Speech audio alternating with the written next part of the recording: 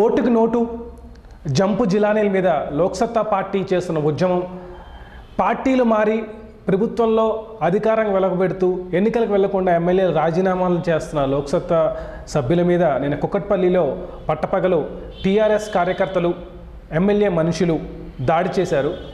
ఆ దాడి గురించి లోక్సత్తా కార్యకర్తల నుంచి వివరాలు స్వీకరిద్దాం. జైంటూ దగ్గర ఉన్న రైతు బజార్ దగ్గర మేము నిరసన ప్రదర్శిస్తున్నాము. సడన్గా ఒక 50 మంది వచ్చారు. సడన్గా దూసుకొచ్చేసి అందరి మీదకి, సామరెడ్డి గారి మీదకి, లావణ్య అందరి మీదకి వచ్చేసి దూకుడుగా వచ్చేసి జెండాలు ప్లకార్డులన్నీ లాగేసుకుంటూ వస్తే మేము ఎందుకు లాక్కుంటున్నారు అంతలోపు ఇష్టం వచ్చినట్టు వాళ్ళు ఎవరు దొరకాలి కుమ్మేశారు. సామరెడ్డి గారికి చొక్కాలు పెట్టుకొని లాగేసేయటం, మహిళలు లాగేయటం. నేను వెళ్ళి జెండాలు ఆయన ప్రొటెక్ట్ చేయబోతున్నాను. నన్ను విపరీతంగా వచ్చేసి కొట్టడము.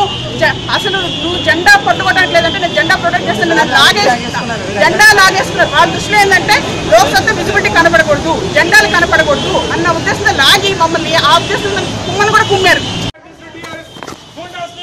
అరెస్ట్ చేయాలి, అరెస్ట్ చేయాలి. జరిగిందండి, మమ్మల్ని కొట్టారండి.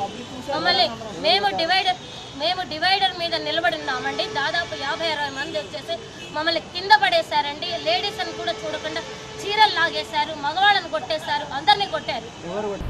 రాష్ట్రంలో రాజకీయాలు ఎంత దిగజారిపోయాయో ఈ దాడులు, పరస్పర దాడులకు ఉదాహరణ. ప్రభుత్వాలు, ప్రజలు ఎప్పుడైనా మేలుకొని ఎవరు సరైన నాయకులు, మాకు ఎవరి వల్ల ఉపయోగపడతారో వాళ్ళకే ఓటేస్తారని ఆశిద్దాం. ఈ దాడి చేసిన వాళ్ళ మీద ప్రభుత్వం తక్షణం చర్యలు తీసుకుంటుందని ఆశిద్దాం.